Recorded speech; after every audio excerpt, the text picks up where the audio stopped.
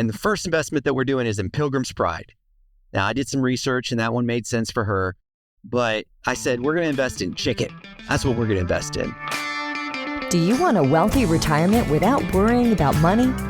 Welcome to the Retire in Texas podcast, where you will discover how to enjoy your faith, your family, and your freedom in the state of Texas. And now, here's your host, financial advisor, author, and all-around good Texan, Darryl Lyons. Hey, this is Darryl Lyons, CEO and co-founder of PAX Financial Group, and you're listening to Retire in Texas. This information is general in nature only. It's not intended to provide specific investment, tax, or legal advice. Visit paxfinancialgroup.com for more information. Also, go to paxfinancialgroup.com and click on the Contact Us button, and you'll connect with a financial advisor with the heart of a teacher, and it's a 15-minute consult just to see if it's a good fit. It's not a fit for everyone. We get that, but we're willing to have that dialogue. So this conversation is about a little survey I saw just the other day. It was just a small survey. I'll put a link in the show notes. But it said that 75% of people aren't changing their investment strategy for the upcoming election. 75% of people are not changing their investment strategy for the upcoming election, but are you, or should you? I mean, we are living in some very unusual times, as you know, and I'm going to give you some historical information, but I remember more than a handful of clients, I would give them historical information and they would look at me with skepticism and say, I throw all out the window because these times are completely different. And I do get that. Absolutely. But at least let's see what history says and then draw conclusions based on historical evidence and even in the context of today's craziness. Historically, there hasn't been a huge dip in the markets before elections. There hasn't been this, hey, there's a big market crash that happens before every election, so pull out and then come back in when it's resolved. That evidence does not exist. But let's think of things in terms of volatility. There will be money managers shifting money around as they get visibility or probabilities of various outcomes. That shift in portfolios leading up to the election, even for retail investors, will cause some market volatility. A crash, historically, that hasn't happened. Market volatility, yeah. Since 1932, the Chicago Board Options Exchange Volatility Index, and we call this the VIX, you've heard me talk about the VIX before, has risen nearly 10% on average in presidential election years versus non-years. So all that's saying is, yeah, there's been a little bit more up and down in the movement of the markets. But that goes back to 1932. Let's just look at recent elections. 2016 is a good one to look at. The stock market is traded overnight as well. And we call that the S&P futures. You might have heard that. In the 2016 election, it dropped 5% pre-market. And once the market opened the following morning, the election day, the S&P went up 1%. Then over the next month, it went up 5%. But imagine that before election day, having a 5% drop in the overnight markets. And so you're watching this, that drop creates a lot of fear. And that could happen. So just be aware, you might see what we call overnight trading be volatile.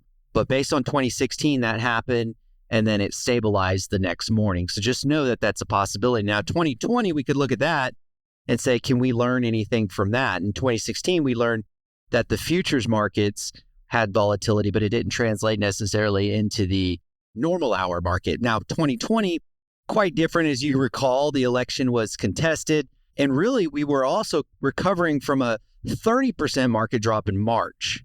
So that one was obviously a very different year with COVID. But generally speaking, you don't have a lot of volatility that leads to dramatic decreases. And I'm trying to say this carefully. A lot of volatility that leads to dramatic decreases in the stock market. But you might have higher frequency as people are moving money around. Now, this all changes. I gave you the historical context, but think about it this way. We have a new information age, algorithm trading, global unrest, weather patterns. I mean, there's just a lot going on. So I wouldn't be surprised if we see some swings. I just wouldn't. And I think that's part of the way I've been training myself for the last 20 years. I want to share some of those things that I've learned with you to try to help navigate your mindset coming into the election. Because 2016 is a good litmus test how you can have little snippets, even a framework of a few hours of craziness that could totally freak all of us out. So I'm going to share with you how I look at this. And then we give you 4 pillars that we use in our investment strategy to help you navigate this upcoming election time. Number 1, ownership matters. It's very important for you to remember that when you buy a stock, you don't just buy a stock, you own a piece of a company. You own a piece of AT&T. You own a piece of Google. You own a piece of Facebook. Well, I don't know about those companies that you would want to own those, but you own a company that's not going bankrupt the day after the election. They will still be around, and you will still go to Discount Tire. You will still use toilet paper. You'll still go to H-E-B and get groceries. There will be plenty of companies still operating and functioning, and you will benefit from that because you're still an owner. That has not changed. So sometimes we think the market is this nebulous world of computers and stuff, and it's really, you own a piece of company. I was talking to my daughter. She was doing a $500 investment, her first investment in portfolio. I felt it was like about time to try to get her acclimated. And the first investment that we're doing is in Pilgrim's Pride. Now, I did some research and that one made sense for her, but I said, we're going to invest in chicken. That's what we're going to invest in. We're going to invest in a company that does chicken. I wanted her to just know that when chicken is selling around the world and people are eating chicken, she, as an owner of a company, is going to do well. And I just want you to think the same way. You own companies, and sometimes we forget that. And even if you own a fund, and there's 2 different types of funds, the mutual funds and the exchange traded funds. A lot of people own funds. Inside of those funds, you own companies. So owning companies doesn't necessarily change with an election. I mean, there's some dynamics that are going to play out over time, but they're still going to be around. So that's number 1. It's just, remember, you own companies. In fact, if you look at historically, and I'll put this data again in the show notes, 6 months after the presidential election, going back to 1996, if you owned small company stocks, that had about 11% return 6 months after an election. And large company stocks had about almost an 8% return. So, well, those are pretty darn good returns 6 months after an election. Companies can generally do well after the elections, and namely because the market likes clarity, and now they have clarity. The market actually, if it's hoping for anything, y'all, it's hoping for some type of gridlock. I hear it all the time. I feel like I'm pretty engaged in what's going on in the markets, and they like the idea that there's a Democrat Senate or a Republican Senate, a Democrat president, or some combination. They want this whole political game to be gridlocked so the market can do what it does. That's probably the most favorable outcome for the market.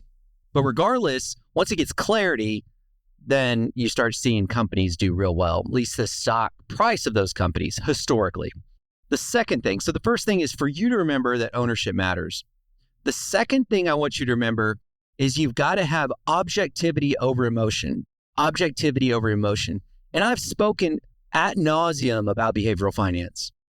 And there's this thing, it's a pecan, is it pecan or pecan or pecan? Regardless. You have this little thing shaped in your brain called an amygdala. And when that thing gets hijacked, the game is over. And so that happens when you see the headlines that the market's crashing sometime around the election and it kind of freaks you out. And then you're unable to suppress your emotions and you call our advisors, you call your advisor, or you go online and you hit the sell button. I do not want you to do that at all. And you just have to know that that exists. Now, there's this one analyst that I saw, and actually he was I think he's a fund manager. Doesn't really matter. And he said this. They asked him, what do you think about the election volatility coming up? Or what do you think about I don't remember the question. It doesn't really matter that much. But they asked, what do you think about the election and the stocks coming up? And here's what he said.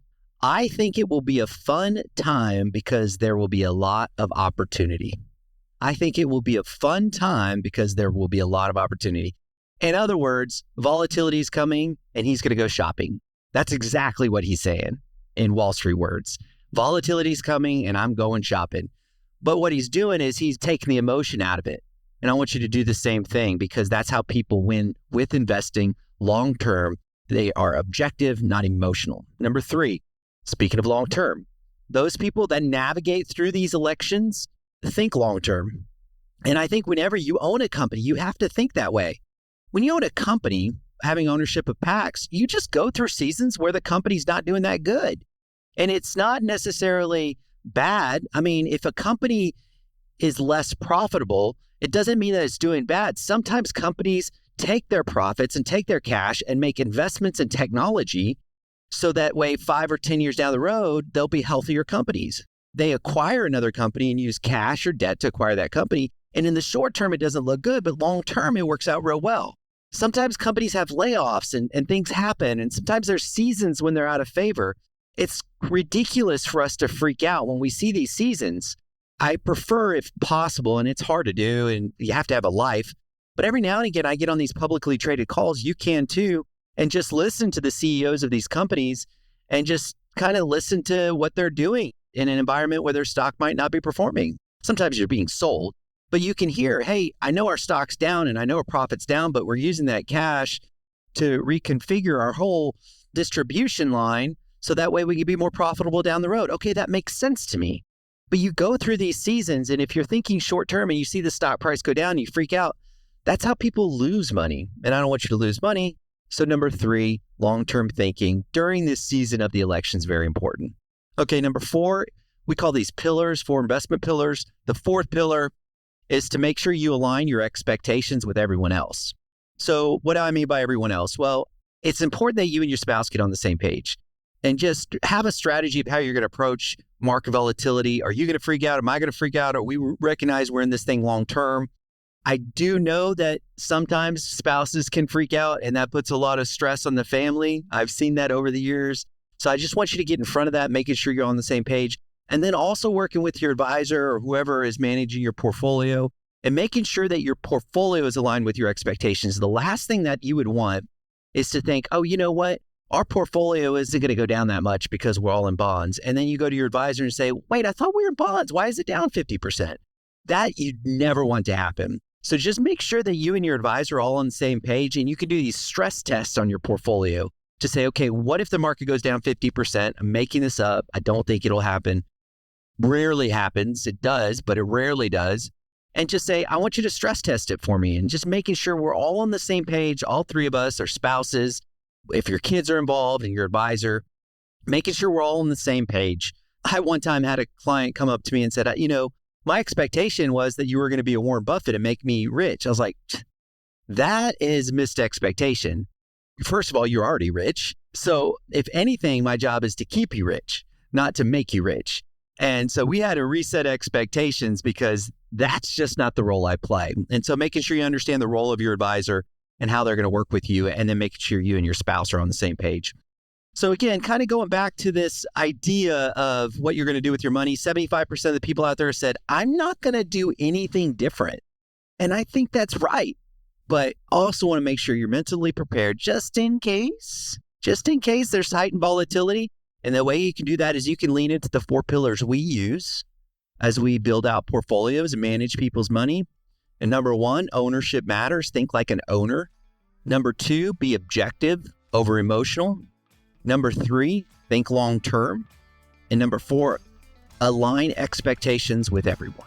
I think if you can do those 4 things, you'll navigate through this election uncertainty with your investment portfolio just fine. Continue to pray for our country. Continue to be a friend to your neighbor. And remember, you think different when you think long term. Have a great day.